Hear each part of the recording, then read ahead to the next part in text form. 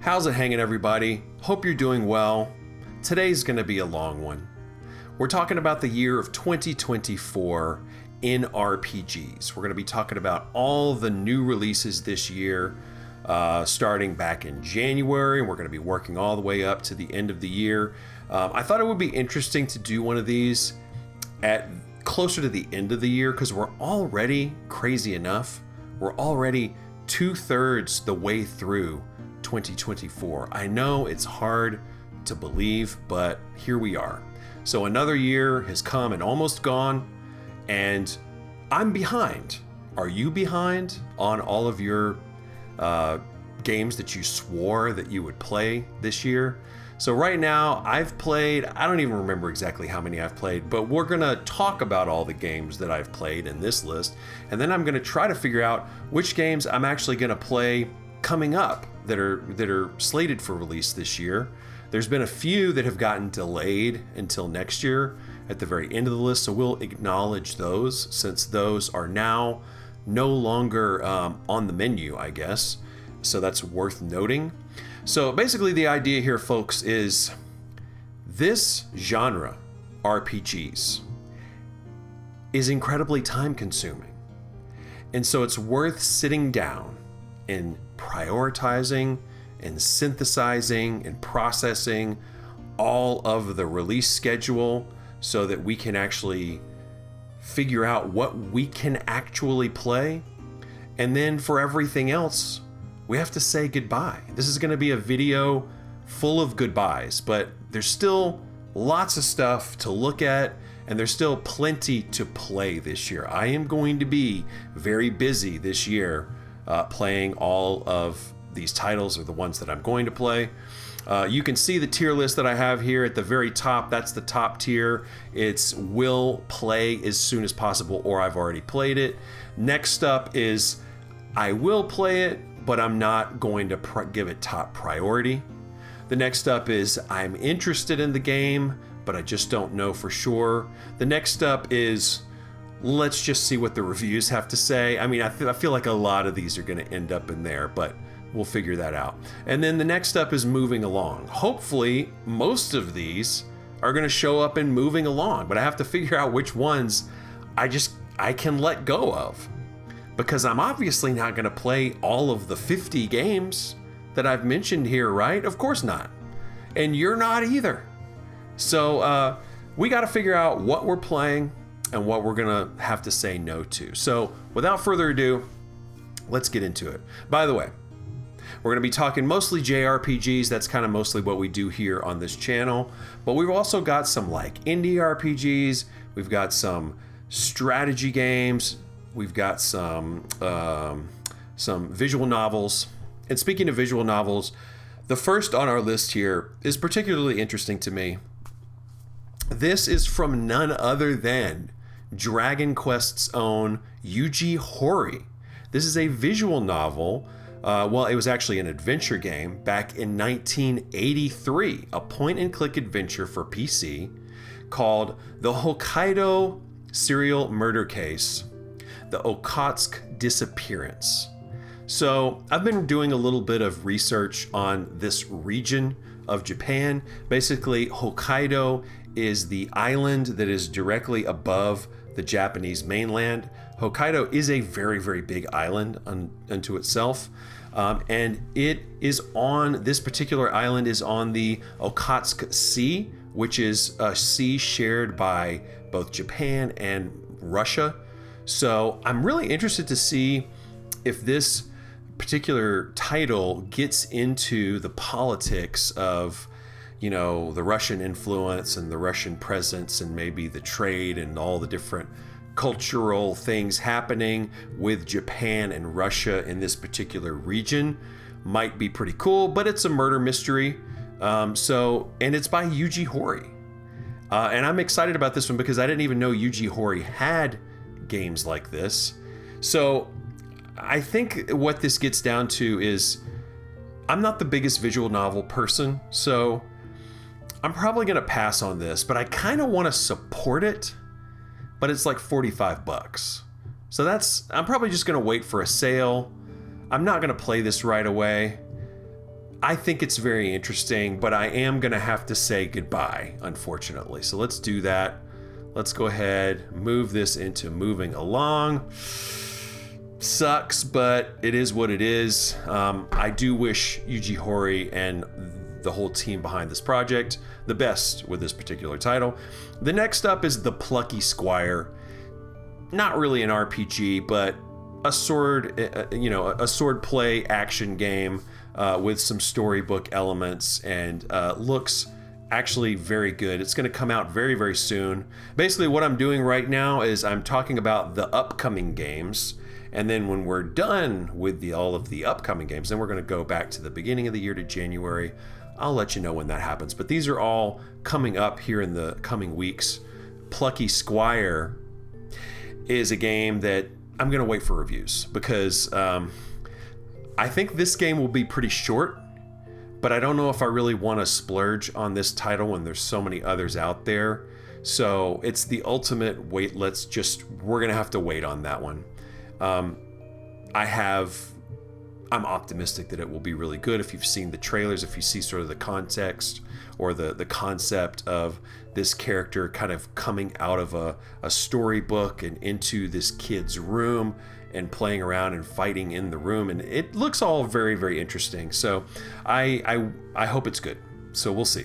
Next up, UFO 50. So UFO 50 is a compilation of 50 NES inspired 8-bit style indie games that are all compiled together, 50 of them.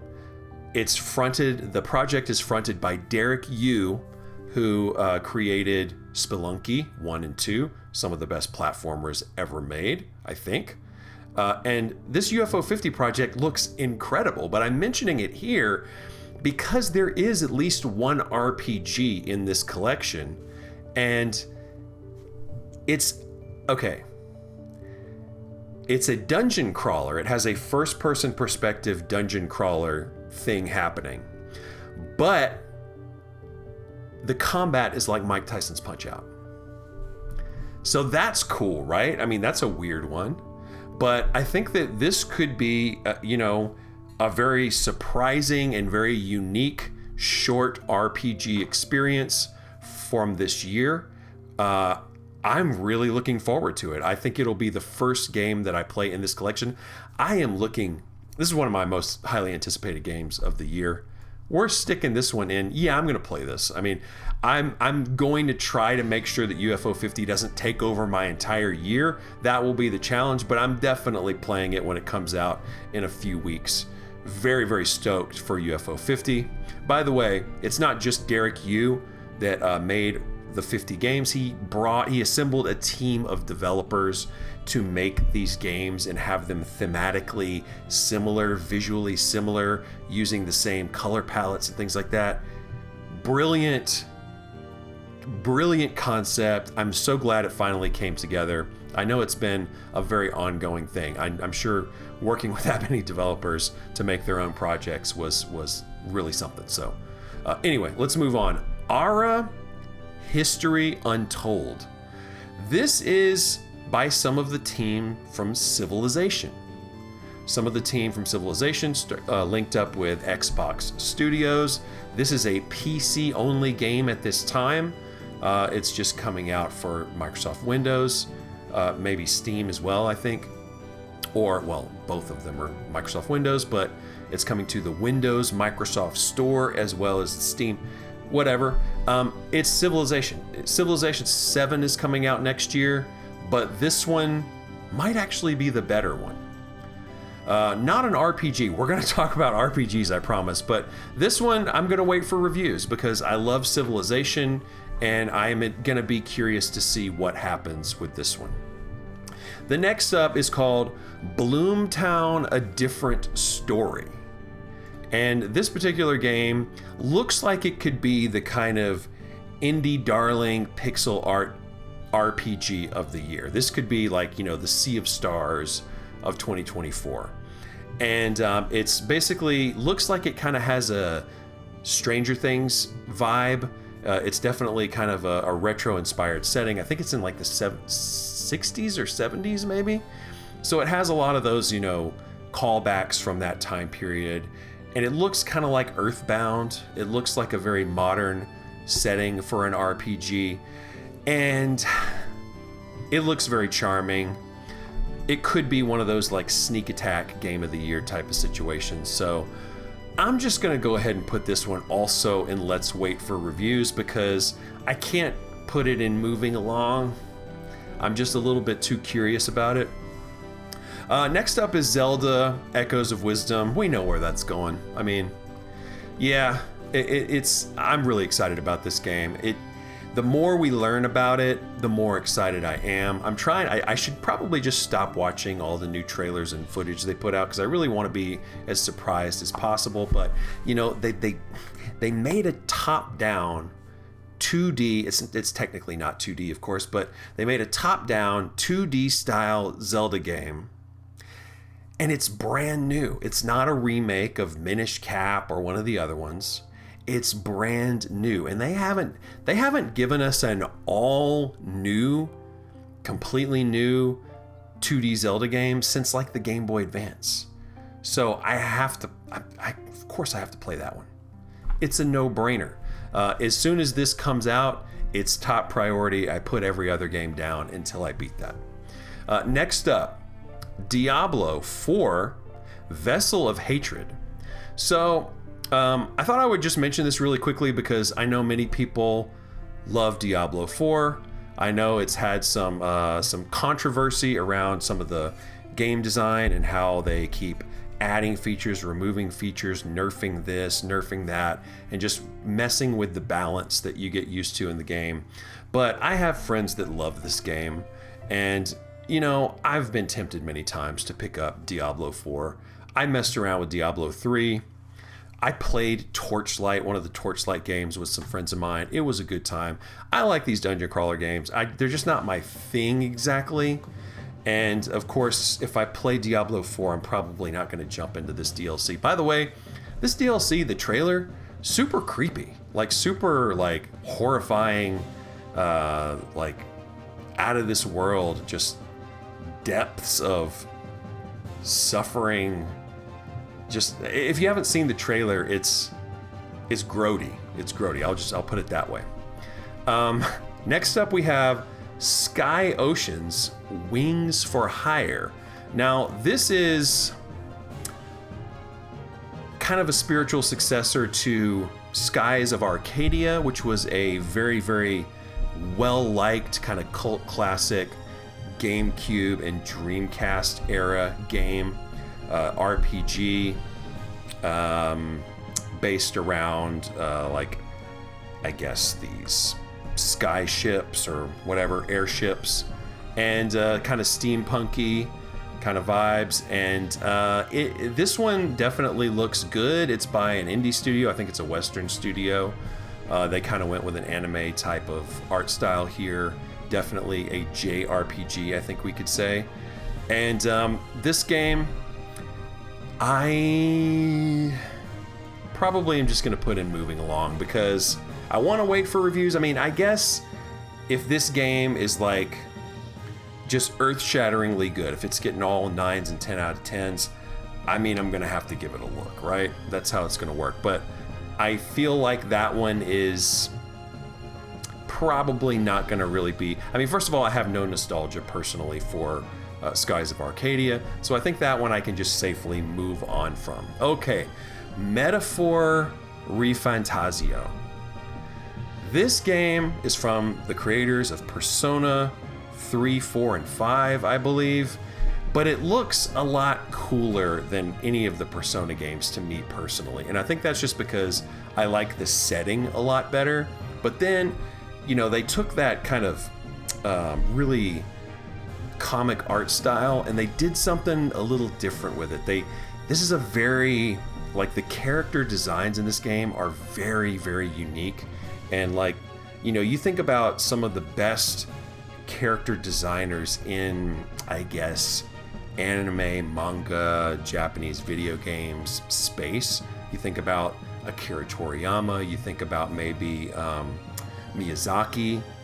And then, this just has like a super distinct art style. Like, if you were to show me a character design and ask me if this was part of Metaphor ReFantasio or not, I think I could probably tell you just based on what I've seen from the footage and everything. So the actual scope and scale of the game looks like it's going to be this big grand universe, and it just looks like it's going to be incredible.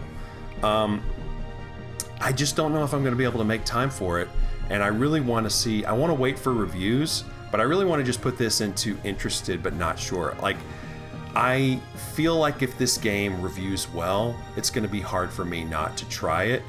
By the way, did this game get announced for Xbox Game Pass in other countries other than the United States? I think maybe it's gotten announced somewhere, but I'm not positive. But I don't think it's been confirmed for Game Pass for the US, North America. But if it comes to Game Pass, that might be my entry point in checking it out. Next up, Romancing Saga 2: Revenge of the Seven. This is a Romancing Saga 2 full 3D remake, and I have never played a Saga game, so I can't see myself playing this. The Saga series, I know it's a very beloved series by a lot of people, but I feel like it's kind of a mixed series. Like, there are some good games, and then a lot of them are mediocre. That's the sense that I get. I've never played one, and I don't have that kind of connection to the series, but I'm gonna go ahead and put this game in moving along. Crazy things could happen. I could end up playing it. I don't know, but I feel like I just am not gonna be able to make time for that one. Ys 10 Nordics. Okay, I played Ys 8 for the first time. This was my first like 3D, like modern 3D Ys game. I had played Ys Origins and Ys 1, Ancient Ys Vanished before this one, and I loved both of those, but they're very old school. This one Ys 8 is a modern game. Obviously Ys 10 is also a modern game. I loved Ys 8. So this is like, I'm going to play this immediately. I think what I'm going to do though is I'm going to put this in here. I'm going to put this in will play but not in a hurry, because I will boot up the game and I will start chipping away at it, but I don't know if I'm not going to drop everything to play Ys 10. Ys 10 is going to be a game that I'm juggling with other games, I think. So I think that's a fair place to put that. Okay, now we have Pokemon trading card game, Pocket. So I thought there already was one of these, right? Pokemon series does a lot of things, has a lot of games, has a lot of mobile game presence. And I think there have been different attempts to do something like this mobile, but this is the Pokemon Company's latest attempt to bring a mobile iteration of their trading card game. So this one looks like very aesthetically pleasing. That's really all I can say about it. I have played one Pokemon game in my whole life, which was Pokemon Violet. No, Pokemon Scarlet. And I liked it. It was fun. But I'm not going to play this. I'm not going to do the trading card game. I would probably be more likely to pick up Pokemon Go, which I still haven't done after all these years. I would be more likely to do that than this, which is not very likely. Next up we have Mario and Luigi Brothership. So, Nintendo, what are you doing to us? Like, only about a year ago, I thought we would never see another Mario RPG ever. Super Mario RPG was a billion years ago. The Paper Mario series has turned into an adventure game series. The Mario and Luigi studio was shut down by you guys. So I don't know what's happening. This game and all of these other Mario RPGs came out of nowhere. I don't know what's going on anymore, but this looks wonderful, and I did pre-order it. I pre-ordered it because I needed another game to buy along with my Zelda Echoes of Wisdom voucher. I had an extra voucher, so I decided to get this one. I'm gonna boot this one up. I don't know if I'm gonna play it all the way through this year, but I'm definitely gonna pop it in and see what happens. I mean, I'm purchasing it. Looks really good. Hopefully this is a game I could beat in like a weekend or two, you know? That's what I'm hopeful for some of these games, is that they're short enough to where I can just kind of sneak them in. Okay, next up. All right, well, this is the star of the show right here. Dragon Quest III HD 2D Remake. This game is coming out in November 24th, so right at the end of the year. But when this game comes out, this is where all my attention goes. Everything else gets dropped at this point. I drop every game and I put my full undivided attention into Dragon Quest III.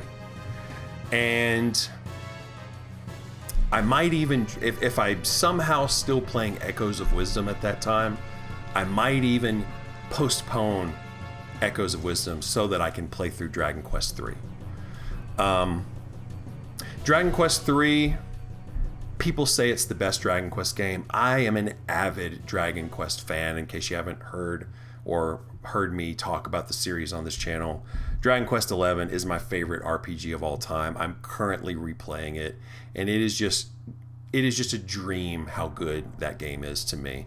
And people say that Dragon Quest III is even better. So now we're getting a new overhaul of the entire game. It looks gorgeous, and I am very, very excited. The only thing I don't like about this particular remake is I don't really like the character models. I really wish they had kind of Toriyama-ified those character models a little more. I know that Akira Toriyama is gone, and I know that Bird Studio, his studio, is going to carry on, obviously. And I would hope that the Dragon Quest team and Yuji Horii continues to work with Bird Studio to make the character models and everything about Dragon Quest remain the Toriyama art style. I think that's very important. And this game feels like it does not have an Akira Toriyama style character model situation happening. Not the end of the world, of course. The game still looks superb.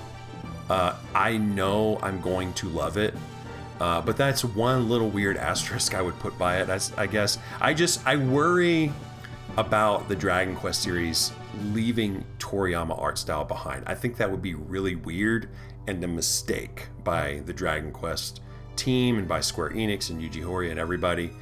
You gotta keep working with Bird Studio. You gotta keep working with the Toriyama team.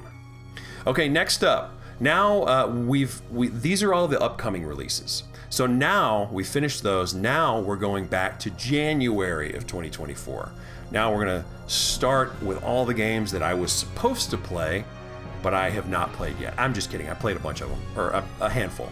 So we'll talk about those. But first of all, Golden Sun and Golden Sun 2, The Lost Age. So Golden Sun, these are a couple of Game Boy Advance games. They came to the NSO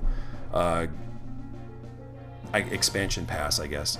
And I've wanted to play these games. These games are in my backlog, and I'm glad they're on NSO. That's almost certainly how I will eventually be playing these games when I choose to play them. But I'm not prioritizing these games as 2024 releases that I must get through.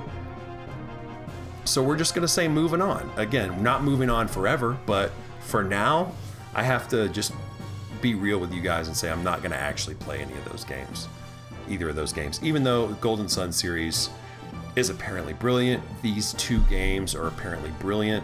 They are, I think, they're very much like sister games. You have to play them back to back. That's another kind of issue where I don't really feel like making time for both of those back to back. Anyway, next up, Cosmic Fantasy Collection.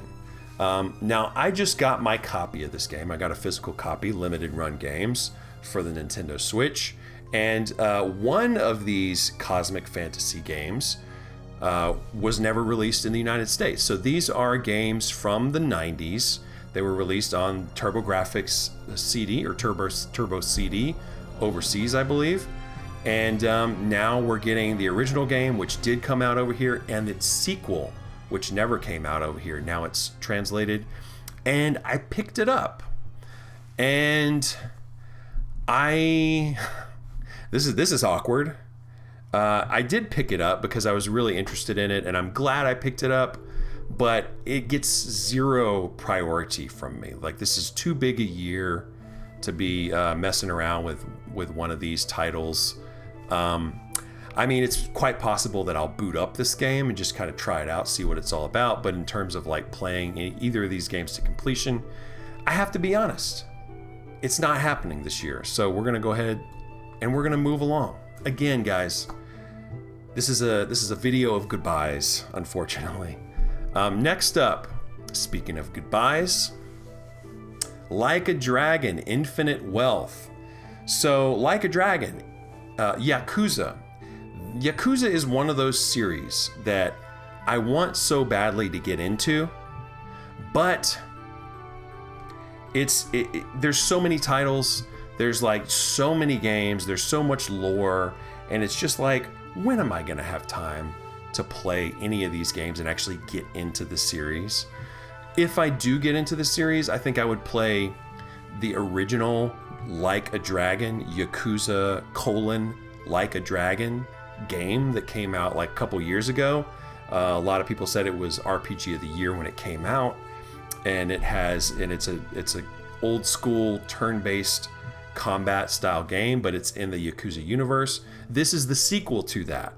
But if I play any Yakuza game, it will probably be the original Infinite Wealth. For one, because I have it already, and yeah, so we're just gonna have to move along from that one. Maybe someday, but not today. Next up, Grand Blue Fantasy Relink. Okay, so this game is part of a series that I'm not familiar with. I guess is it an anime? Is it a manga? Is it like a mobile game series? I'm not entirely sure. But it has, the franchise is already established before the release of this Relink game. And I played the demo actually early this year, before I even had a PS5, which I finally got one this year. But before I got one, I played this on my PS4 Pro. I played the demo on my PS4. And it was choppy. It was very much a 30 frames per second type of situation.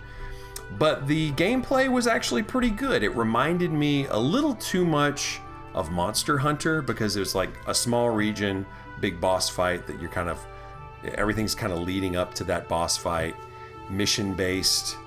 It wasn't my favorite style, I guess, but it definitely has some cool things going on.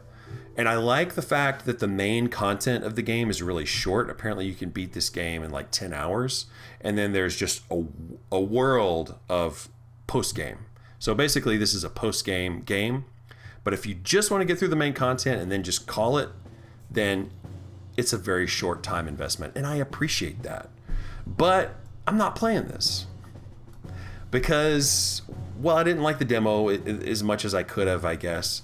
And it's just, it's too crowded. It's too crowded for that.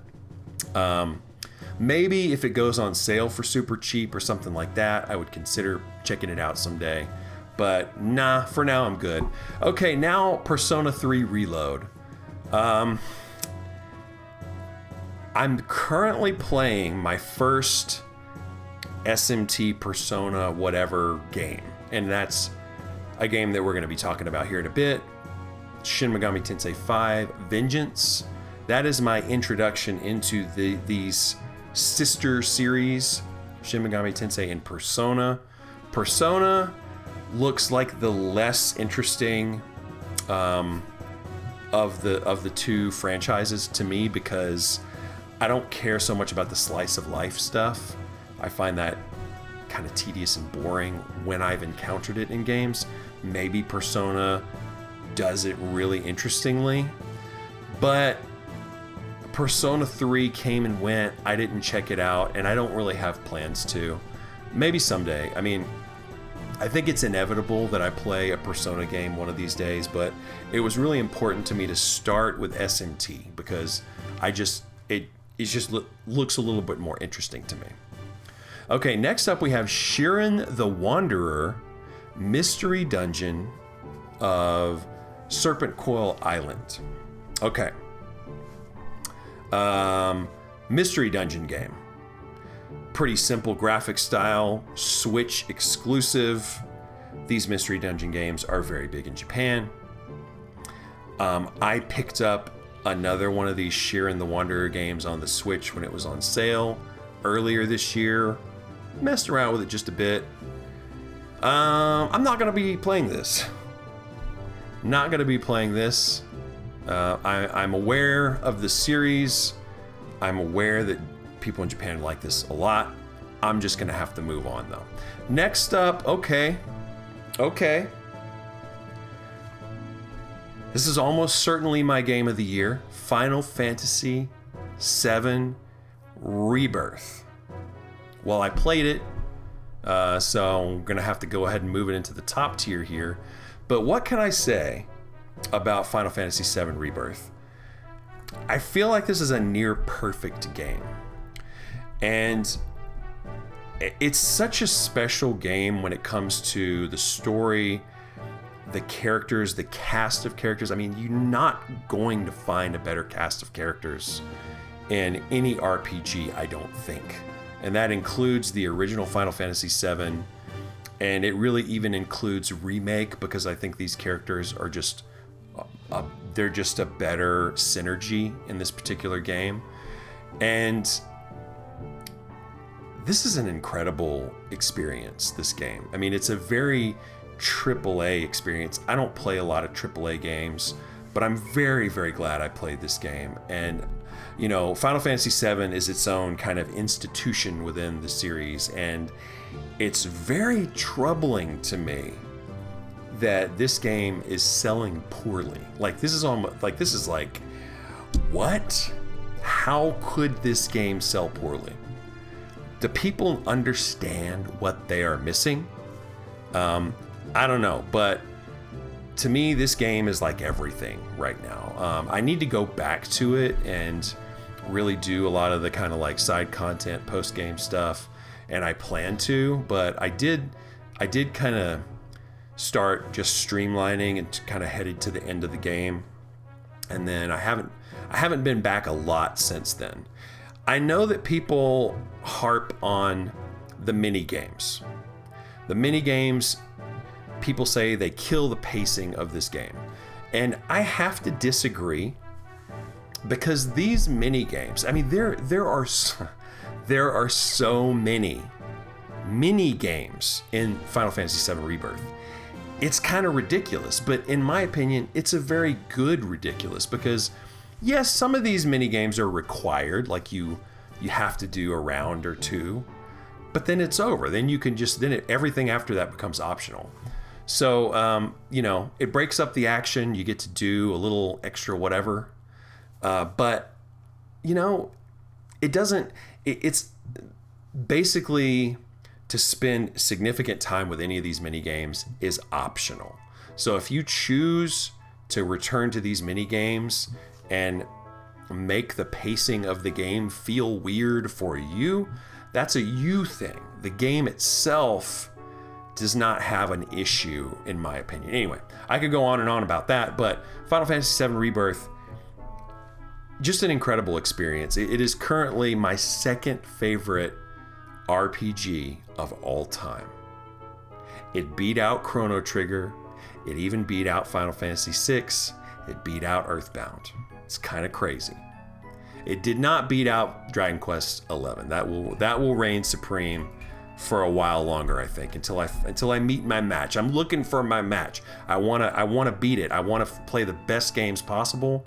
But so far, Dragon Quest XI is still it for me. Okay, next up, Unicorn Overlord. A game from Vanillaware. This is my first ever Vanillaware game that I've actually played. I've picked up a couple of their games on sale before, but this is the one that I actually played to completion. And holy cow, first of all, Vanillaware, how dare you trick me into liking a strategy game so much? I have played very few strategy RPGs in my life. I was trying to think, and like the only ones I can really think of that might fit that definition would be like Mario and Rabbids, because it's kind of a turn-based strategy RPG. And then there's also like SteamWorld Heist, which is also kind of a strategy RPG, I guess. But Unicorn Overlord not only is a strategy RPG, this game is a real-time strategy RPG. And I don't do real-time strategy. You know, you're talking like, you know, Warcraft, StarCraft, Command and Conquer, all those games where you have to select a bunch of units and send them over here, and then select these guys, send them down here for some resources, then send them over here. You got to defend this base, and like it's just menu hell. I hate those games. But Unicorn Overlord tricked me into loving the strategy genre, even the real-time strategy genre. So Vanillaware, you have done an exceptionally crazy thing here, because I thoroughly enjoyed this game.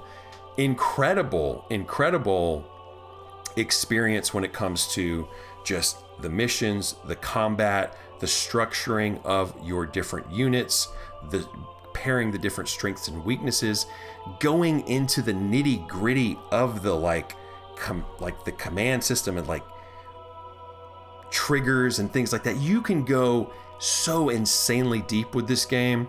I played the game on normal, and I felt like it was just a teeny tiny bit too easy. I think if they do another Unicorn Overlord, I'm gonna have to play it on like one notch up, just so there's a little bit more resistance. It makes me think a little harder. But wow, this game was incredible, and I did something I basically never do. I 100% achieved this game. I did all the achievements in this game, which I was very surprised by, because I didn't feel like I did. I just felt like I played the game and just, you know, cleared out the side missions, and then boom, I had like a couple extra things to do before I got the platinum, so to speak. So Unicorn Overlord, highly recommend. An easy number 2 for me of the year, behind Final Fantasy VII Rebirth.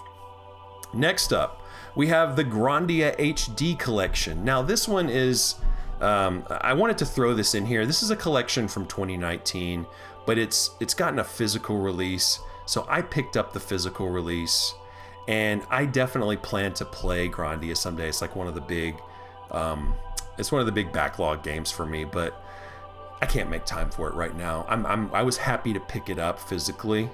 It's on my shelf. It's not going anywhere. I look forward to it someday, but right now, as you can see, things are a little bit crazy.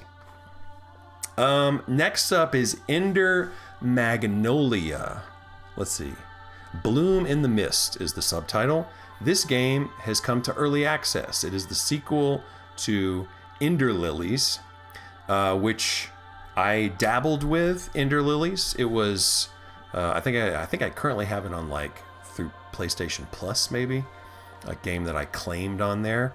And it's a Metroidvania RPG, and it's a JRPG, and it's 2D action game. And I'm not gonna play it.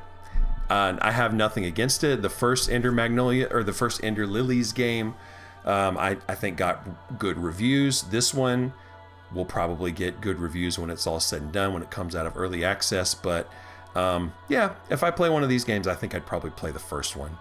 And I'm not gonna make time for that right now. So there you have it. Next up, we have Terra Memoria. This is another one of those like indie darling games. I think it comes from a single developer, kind of like Chained Echoes did last year. But Terra Memoria, I believe, is a spiritual successor to Breath of Fire, I think. And for me, this game, I messed around with. I think I messed around with the demo, and I just couldn't get into it. I didn't spend very much time with it at all, to be fair. I kind of just looked around a little bit. I was like, I don't know if this is for me, and then I just walked away. So I've made up my mind on that one. I'm not gonna check out Terra Memoria, but people have said good things about it, so I don't know. Don't believe me in my like little 3 seconds that I spent looking at the game to deter you if you want to check it out. Next up, Iodin Chronicle. Iodin Chronicles 100 Heroes. No, it's Iodin Chronicle 100 Heroes. This game is a spiritual successor to Suikoden, and it is actually from the Suikoden creator, so it's a true spiritual sequel, not just a tribute game, so to speak. But this game is on Xbox Game Pass. I tried it out. To me, the game just looks really strange aesthetically. I'm like, I don't like this. People are saying really great things about this game. The reviews were mixed, I guess, but the people that like it really like it. And then there's kind of the rest of us. And I haven't played it, so I'm not in one camp or the other. But for me, I think what makes the most sense here is to first play Suikoden, which we're going to mention here in a bit, because there is a couple of remakes coming out of Suikoden 1 and 2. So it makes sense to wait for the OG games. And then if I love them and absolutely can't get enough Suikoden, I can jump into Iodin Chronicle 100 Heroes, and hopefully it will still be in Game Pass when that happens. But for now, I've made up my mind about Iodin Chronicle. I'm not going to play it. Next up, Saga Emerald Beyond. Now, this is, I mentioned Saga Frontier, Saga Frontier 2. No, Romancing Saga 2, which is getting remade. This is the other Saga game. This is a brand new entry into the Saga series, and it reviewed pretty well. And it's coming out, or it's out on like 1 billion platforms. It's even out on mobile, which is interesting. I don't think I really want to jump into the Saga series this year, you know? I think I will almost certainly mess around with a Saga game someday, one of these days. But again, when you look at all the Square Enix properties, it's just not at the top of my priority list. Okay, next up, we have Stellar Blade for the PS5. This is a PS5 exclusive, and I played the demo. I really enjoyed the demo, but it's kind of a Souls type of game, and that's not really my thing, as we'll get into a little more when we talk about Elden Ring here in a little bit. But I thought that the game looked great. I thought the combat was really clever. It wasn't all the way like as punishing as like a Souls game, but it had that same sort of combat style, and a game that really dazzled to look at. This one, you know, I could see myself picking this one up on sale or something like that, but it's not going to get priority. I think I'm going to put this one in interested, but not sure. We already have reviews for it. It's reviewed really well. And I liked the demo, so I feel like that one could be left on the table. We'll see. It's got a lot of competition, but it's one of the ones that came out this year that I'm like, maybe I should, you know? Next up, speaking of maybe I should have played this, Sandland, the story, manga, whatever, by Akira Toriyama, that is about a devil guy child, Beelzebub, who lives in the desert or something, and it just looks like a cool kind of post-apocalyptic desert story with that signature Toriyama art style. This probably plays nothing like a Dragon Quest game, but it looks really interesting. It looks really fun. I mean, it's almost, I feel like I would almost certainly like this game. I just don't know if I want to, spend the money, take the risk with everything else coming out. But because it's Akira Toriyama, because it feels spiritually linked to Dragon Quest in some way, I think I gotta just go ahead and put it kind of like Stellar Blade in interested but not sure. Next up, Hades 2, which is in early access. I had the first Hades game.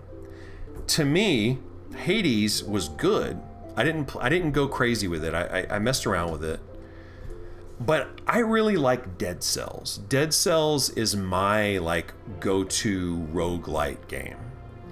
And Hades never really clicked for me the way Dead Cells did. So whenever I was playing Dead Cells, whenever I was playing Hades, I was just like, this game just makes me want to play Dead Cells. So I don't mean to be reductive about Hades. I know it's a very well liked game. I know it's probably totally excellent if I really gave it the time, but I'm not going to be playing this one in particular. I think it's very unlikely that I play that one. Next up, Paper Mario and the Thousand-Year Door. So this one's going to go in one of the top two, but I'm not exactly sure where. This is a remake of the GameCube game, Paper Mario and the Thousand-Year Door, and I think it's a short game. I think I could probably knock this one out pretty quickly, and I really like Mario RPG. And so I want to play more of the Mario RPGs, and this is supposed to be the best one. So for me, let's put it up top. I can knock this one out quickly. I feel confident that I can knock that one out quickly, so I'm going to put that one up top. Next up is Skald. What's the subtitle here? Skald Against the Black Priori. I think that's how you pronounce that. I'm not positive. Okay, I played this one. It was really good. This is like a Baldur's Gate demake type of game. It's basically taking the gameplay style, the dice rolling and all of that from D&D or like the Baldur's Gate series or the Divinity Original Sin series, and it's making it into this wonderful old school CRPG style, visual style, and it's really cool looking game, and it's fun to play, and it definitely it's not a difficult game. This game is really forgiving in a lot of ways, but it challenged me to think in certain ways that I'm not used to, because I am not used to playing CRPGs or Western RPGs. I still need to play Baldur's Gate 3. That one's burning a hole on my shelf right now. But I decided to play this one before Baldur's Gate 3 because, well, it's quicker. This is like a 15-hour game or so. So I played it. I liked it a lot. Probably going to be one of my favorite indie games of the year, and certainly it'll be in my list. I think I'm going to have enough RPGs this year that I can actually make my own, top 10 or top 5 or whatever list at the end of the year. And Skald is definitely going on there. So if it's also very inexpensive on Steam, I think. So if you like Baldur's Gate, you'll want to check that one out. I'm just saying. Next up, Shin Megami Tensei 5 Vengeance. I am playing it as we speak, and I am having a blast. I think this game is something special. I'm playing the new path, the new story path, the Vengeance path, because, well, I guess people were saying it's a little bit better. If you haven't played the game before, that's probably the one to go with. So that's what I did. I haven't played the game before, so that's what I went with. This is my first SMT or Persona game, and I get it. I think that just the big open areas that you're in, all the different side quests, all the different super bosses that you can encounter, all of the the monster like combinations that you can make, and sort of following the path to get to your like favorite monster or whatever. I'll tell you this, Dragon Quest Monsters: The Dark Prince, which I played at the very beginning of the year and some back in 2023 as well, that really prepared me for this type of game, the monster wrangling, monster taming, and monster combination, monster breeding, whatever you want to call it, game. I love that component is in here. It is like Pokemon on steroids, and really cool stuff. The story I'm not very invested in, honestly, but it's not a bad story by any means. It's just, for me, this is all about the openness of the game and the complexity of the gameplay. I play this game on auto battle a lot because it's really more about equipping your different strengths and making sure that you are nice and ready for each fight, and then you kind of just let the fights play out. Sometimes you might have to go in, do a little course correction, things like that, but a joy to play. I'm so glad I'm playing this. I'm juggling this with several other games, and it's going pretty well, I would say. But yeah, that's definitely going to be at the top of my end of year list for sure. Not at the tippy top, but it's going to rank high. I'll put it that way. Okay, next up, Elden Ring: Shadow of the Erd Tree. Well, if I'm gonna play this, I should probably have played Elden Ring, right? Well, I did kinda, but I only put about, I think I put like 20 hours into Elden Ring, and I enjoyed it. I thought the game was fascinating. I thought this like world map and just the way that the game is structured is fascinating. I thought the combat was not my favorite, but it was really interesting and really rewarding to get in there and make some progress and do some leveling. And I don't know, I just put the game down because I decided to play it because it got insanely good reviews, and so I was like, okay, I gotta at least like check it out. But I, alas, put it down. I would like to pick it back up again someday, but if I pick it up, I'm gonna play through the main content of the game first, and probably not the Erd Tree content, which I think you have to be pretty far in the game, or you have to like beat the game first or something, I don't know. So yeah, obviously I'm not doing that one.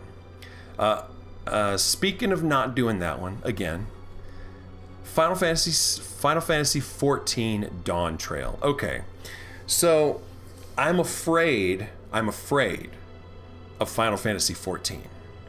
First of all, I'm a big Final Fantasy fan. I've never really played an MMO. I guess technically I played an MMO in high school, way back in the day, and this was a text-only MMO called Dragon Realms. If you want a little history lesson, go look up Dragon Realms. I think it's still around today, weirdly enough. But I got pretty bad addicted to that game. And now, when you look at how far these games have come, when you look at the World of Warcrafts and the Elder Scrolls one and all the different ones, I think there's like a Phantasy Star has had MMOs that have been really successful. I've never played Final Fantasy XIV. Obviously, I'm not going to play Dawn Trail, but there's people in my life that really love this game and would love probably for me to play it. But I don't think I can do it. But I'm scared. I'm afraid I'm going to do it. But let me go ahead and just slide that where it needs to be and hope that that's what I stick with. And then behind my back, I'm really keeping my fingers crossed that Dragon Quest X eventually comes out in North America and globally. That would be incredible. And then my fear of MMOs will suddenly be cured because it's Dragon Quest, and I gotta play that, right? Okay. Next up, Trails Through Daybreak. People say that this is the ultimate entry point into the Trails series. All the other Trails games, they're a little bit too closely linked. You can't just jump into some random story arc. You really have to find, you really have to start from the beginning. But now, apparently, this new series of this new arc, I guess, that is starting with Trails through Daybreak, apparently this is an A-OK entry point, because yes, it has callbacks to some of the other games. Yes, it has maybe some characters that appear that have been in other games, but at the end of the day, this one is as much of an isolated story as the series has had so far. So if you're gonna slide and sneak into the Trail series, this is the way to go. And I really appreciate Nihon Falcom for giving us a demo of this game. I appreciate them for giving us an entry point and for giving us a demo, because the demo taught me that this is not a series for me. Yes. I like some things about the demo. I like some things about the combat.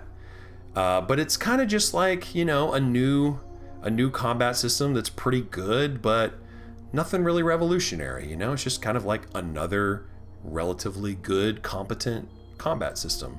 And the story had some pretty interesting things going on. Like, I will say, I was pleasantly surprised by some of the things with the story. But when the game really took a nosedive for me was when we started to get into the slice of life stuff, when you do your big first mission and then you're just in town just doing side quests and stuff for what seems like hours until you finally go to your next location where you can actually do combat and do stuff. That's what really made me drop the demo and just decide that, okay, I tried the Trails series, and I appreciate Nihon Falcom. Thank you for giving me that ability to learn that this is just not going to be for me. And actually, the original Trails game, Trails in the Sky, is getting a beautiful looking remake, and I'll probably do this whole dance all over again. I'll probably play that demo, maybe decide it's not for me all over again, because I have to be sure, but for this game, I'm not playing it, because I had a taste and I wasn't feeling it. Next up, Jeanne d'Arc. I think that's how you pronounce that.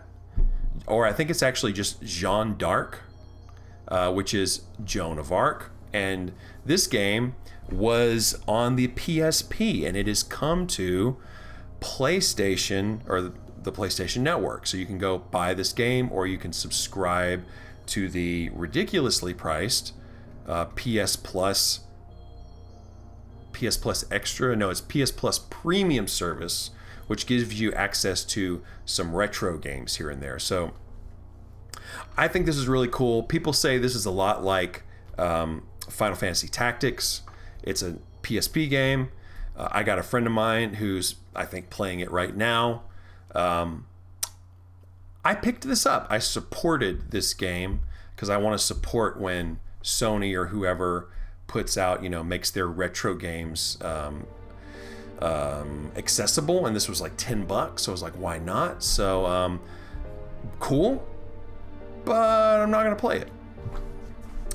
Too crowded, y'all. It's too crowded for Jeanne d'Arc to get some my attention. Okay, next up is Dungeons of Henderberg.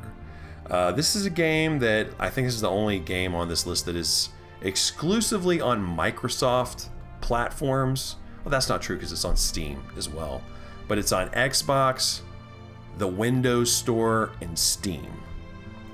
And I tried it out. And you see where it's going? You see where it just went?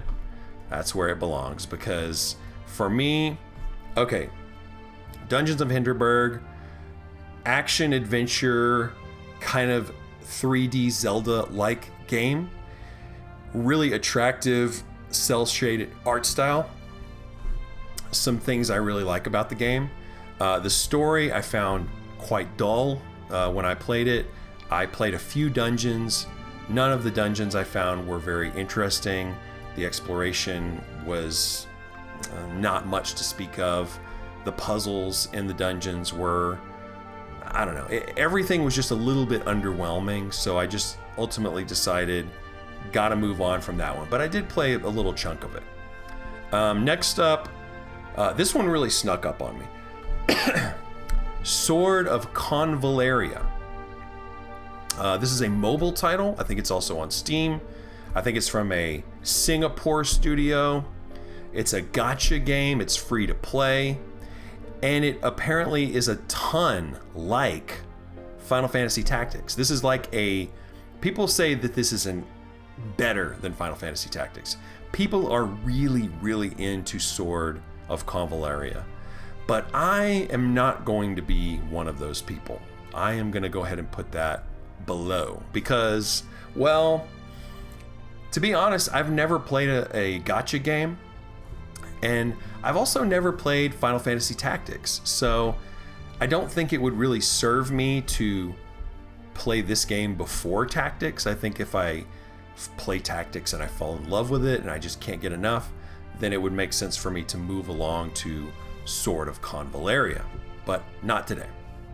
Okay, next up, Steam World Heist 2. I played the first one, as I mentioned earlier. It was good. I had a good time with it. I don't feel like it's necessary for me to go back into this title. So I'm going to go ahead and slide it into moving along. Again, it's just, I played the first one. I liked it. I appreciated it. I don't need more. It's one of those things. It's just, I can live the rest of my days without playing that, and I will be totally fine with that. Okay, next up, Dredge, the Iron Rig. This is DLC. So I played Dredge, I guess, seafaring RPG from last year. I had an argument with one of my friends recently about whether or not Dredge was an RPG. I totally think it is. He totally thinks it's not, but whatever. Dredge was a game that I enjoyed. I think that it's very unique. I played it over the holidays, pretty much exclusively on the Steam Deck, and it was a good time. And I don't need to go back, kind of like with SteamWorld. With this game, I don't need more. I don't need seconds. For me, Dredge was a really good one and done. So I will say that I appreciate the game, I appreciate the series, but I'm good with the DLC though. Okay, next up, Black Myth Wukong. Oh my gosh, this game is being talked about a lot. This game is in the news cycle, and it is stuck in the news cycle. Okay, this is a game from a Chinese studio. It's about a Chinese epic, which is like the journey. What's it called? I can't remember the name of the epic or the story. But Black Myth Wukong has some Monkey King ties, I think.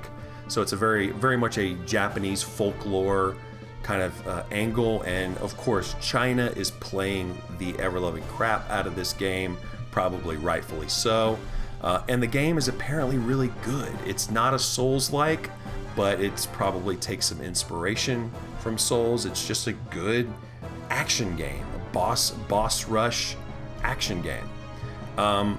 People love this game. It's getting good reviews. I don't think I want to invest the money or the time into it. Maybe if there's a demo someday, I might try that out. But I think that with everything else in front of me, I just have to let this one pass me by. But you know, it looks good.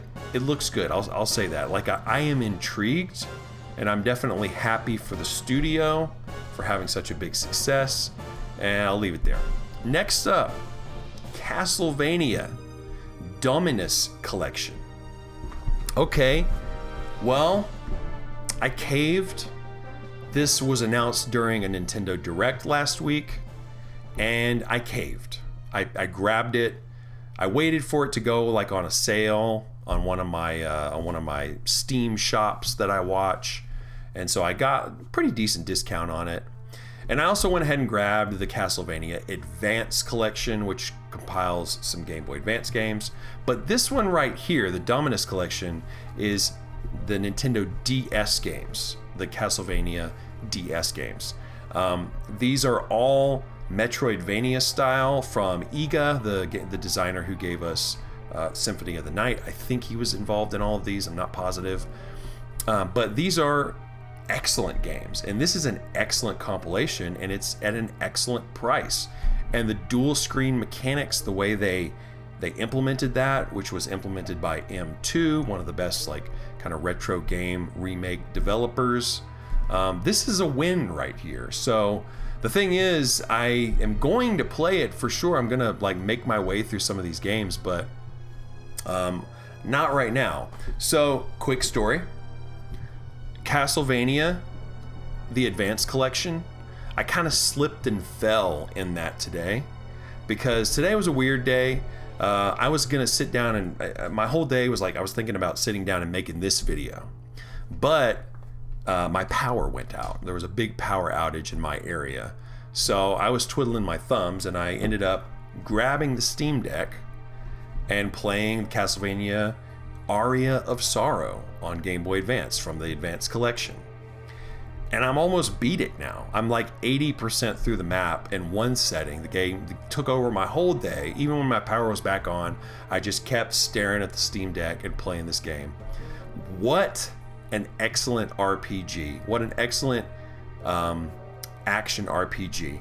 I mean, in the time I played the game, which is probably about 7 hours or so, I did so much and I experienced so much quality and the gameplay loop and the leveling and the customization and the monster wrangling and ability wrangling and all of this kind of stuff it's just deep enough to be engaging, and I'm floored by how good this game is, and it's a short game, and I appreciate that.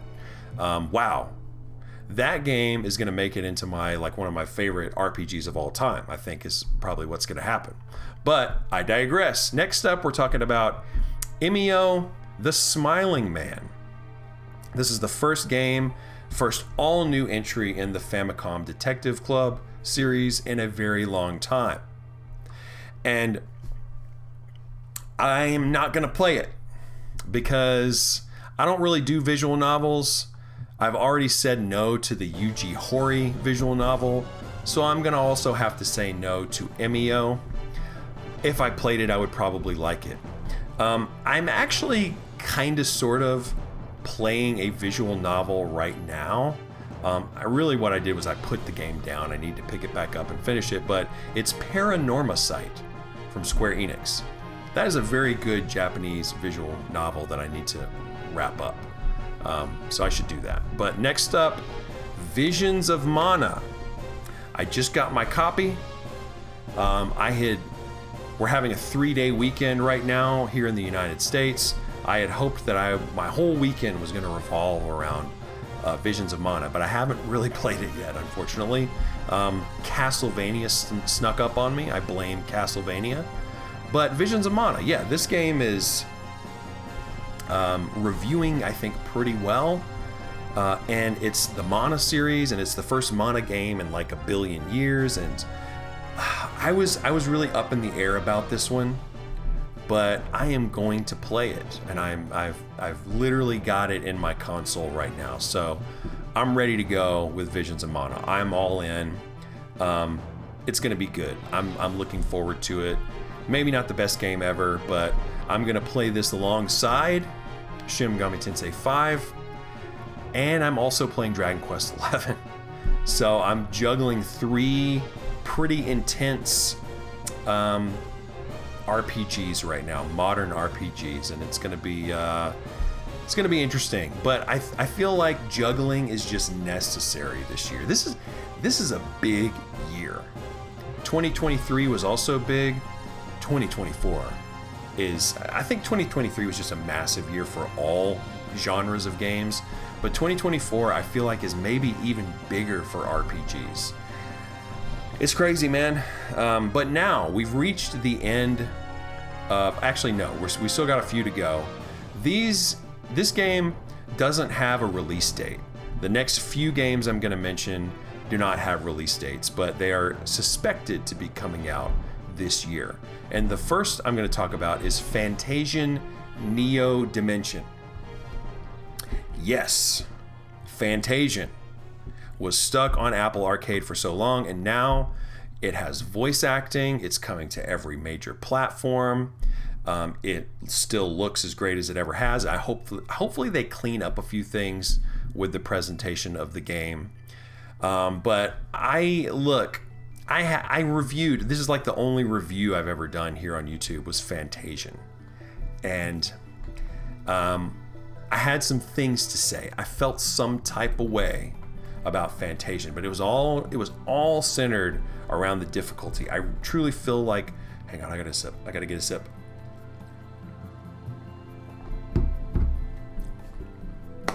I really felt like this game was all lopsided, with the expression of difficulty in the game was totally warped and weird. And it started out as a super easy game. In the middle of the game, it kind of nestled into a nice medium difficulty game. It had some challenging moments, but it was manageable. And then by the end of the game, it's like, can I even beat this? Is it possible for me to beat this final boss? Am I going to waste another 40 minutes on another one of these fights, or am I going to give up? So many people have given up on the final boss. And really the second half of the game, because they, I guess, were trying to keep people subscribed to Apple Arcade to finish this game, they really bloated the difficulty to ridiculous levels. So when this game comes out, remember to play the other difficulty, the easier difficulty, because they've announced that that's coming. That is the difficulty that you, my friend, should play. Unless you just really are masochistic on yourself or something. But Fantasian. I haven't really thought about this exactly, but I think I will play it. I mean, I think I'm gonna pick it up, and then whether or not I play it is gonna be probably. I don't think I'm gonna play the whole game again, but I think I'm gonna dabble. And exactly how much dabbling I do, how deep I go, who's to say? But I will dabble. Next up, Metal Slug Tactics. Okay, this is a Metal Slug game, which if you're not familiar with Metal Slug, it's like Contra. It's like a game. It's like an old school franchise from the Neo Geo. Had really cool graphics back in the day. Very like animated, cartoony. It was like a very, very expressive, cartoony take on like Contra, the run and gun shooter type of game. And now we have a tactics, a turn-based role-playing game based around Metal Slug, which is really cool. This game, I think, is still coming out this year as far as I know, but I don't think I'm going to play Metal Slug Tactics. I don't have enough nostalgia for the Metal Slug franchise, and tactics games in me are kind of weird, even though this was a big breakthrough year for me with Unicorn Overlord, but I'm still a little bit skeptical. I mean, we'll see, reviews might sway me otherwise, but I think I'm satisfied with just saying moving along. Next up, we have Sun-Kissed City. This is a title by one of the folks that worked on a Stardew Valley update. Stardew Valley basically has a single developer, but for some of the later updates, I think he brought in some other talent to help with the development, and one of said developers has now spun off to make their own Stardew Valley style game, and it's called Sun-Kissed City. And to me, it looks like Stardew Valley but it's urban. So like you still have like a garden and a plot where you plant things, but you're also in the city and there's a lot to explore in the city. It's urban, there's lots of buildings, probably a lot of things to do. So that looks really cool. If it is as I just described, like how would that not be awesome, right? So I think what I'm gonna do here is I'm gonna wait for reviews, because we really, we'll have to see how good this game is and all of that. But looks really promising, and I think it might be it's still technically slated to come out this year. Next up, now we're getting into a game where I really don't expect it to come out this year, but it still might come out this year, and that is Mina the Hollower. This is from the developers of Shovel Knight, and it is basically a Link's Awakening style pixel art top-down Zelda style game with Souls-like combat. So hey, I don't really do Souls games that much, but if it's a 2D Zelda type game, I'm gonna have to check it out. So I think that what I'm gonna do with Mina the Hollower is I'm saying I am very interested, but I guess we're just gonna have to see how good the game is, all that kind of stuff, and see how and when I might be able to fit it in this year. I mean, there's a lot that I've put in those top 3 slots here, and there's only like 4 months of the year left, so a lot of these are going to bleed. A lot of this gameplay is going to bleed into next year, of course. But next up, we have Suikoden 1 and 2 remakes. This is a collection of both games. Both games are being remade. Thank you, Konami, for doing stuff. We appreciate it. But yeah, this is it's Suikoden. It's a classic PS1. A couple of games here. These are games that, while many of the PlayStation games were going full 3D, this is a game that stuck to its 2D roots. So it's kind of a 16-bit style game come to the PlayStation. And some people say that like Suikoden 2 is the best game ever made or the best RPG ever made. So I will play these games. But by the way, this game has been delayed officially to 2025. And when it comes out in 2025, I fully plan to play it. But I don't think I'll drop everything to play it, so I'll get it in when I can. So that one's going into will play, but not in a hurry. Okay.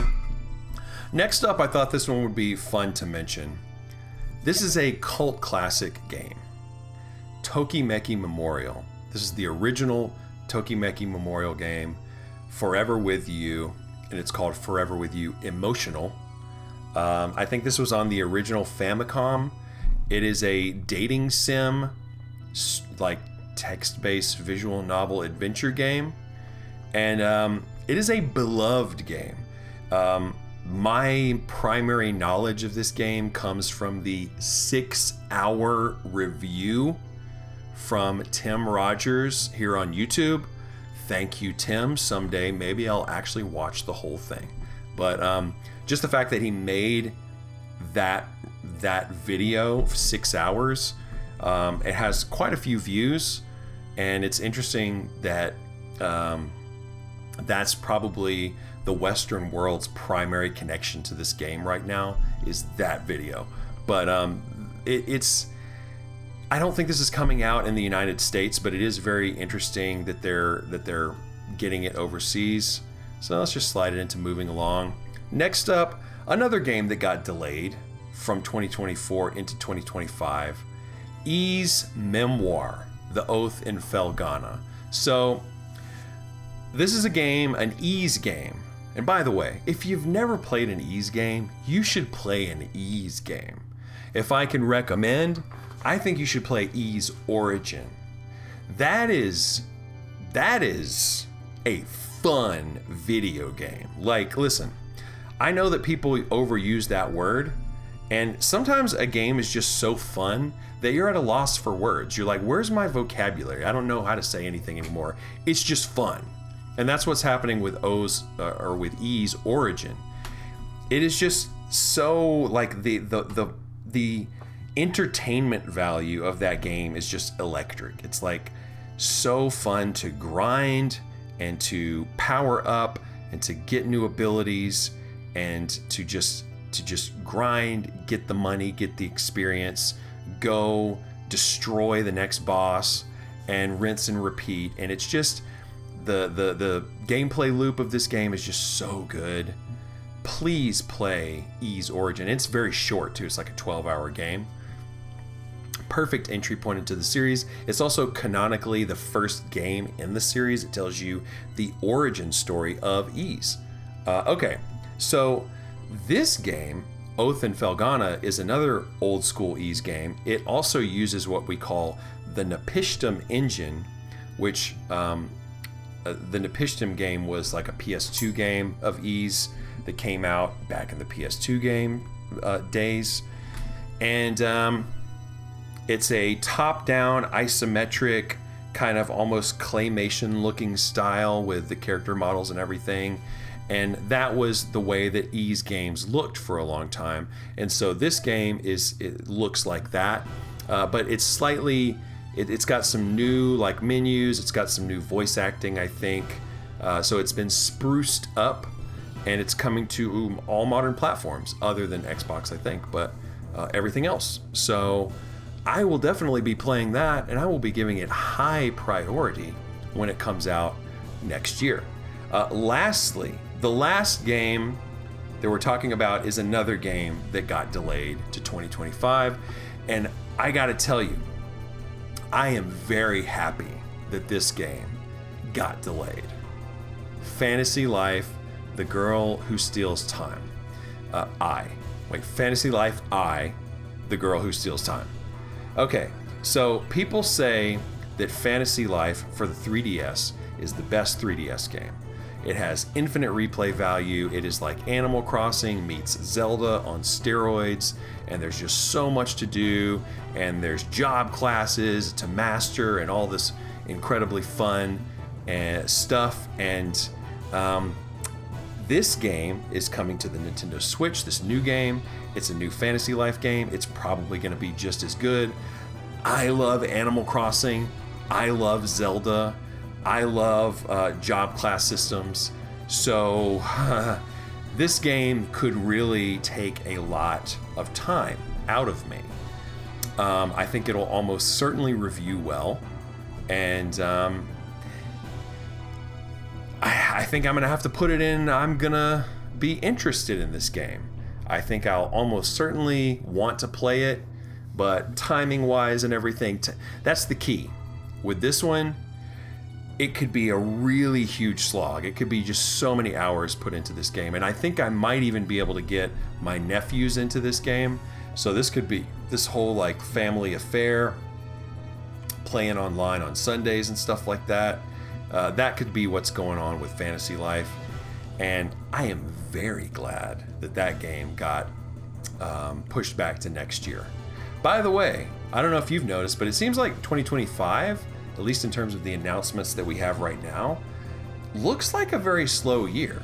But of course, there could be lots of things, and there will be lots of things announced, and the year's going to flesh out. But I wonder if that kind of post-pandemic rush of projects is going to slow down. You know, it seems like maybe 2025 is just going to be a super slow year for games. It's going to feel like 2021 did, you know? We're going to have one of those slow years coming up, I think, but that will give more time and more sort of spotlight to like the smaller projects, the indie games and stuff like that. So there will still be plenty to play. But anyways, I'm kind of rambling and I'm kind of tired of talking. I hope that you guys found this long rambling whatever to be a little bit helpful to you, because again, this is just about going through the different options, the pros and the cons, and what they mean to me. You can think about what they mean to you, and I hope this was helpful to you in some way. But thanks for checking me out, guys. That's all I got for this one. Take it easy.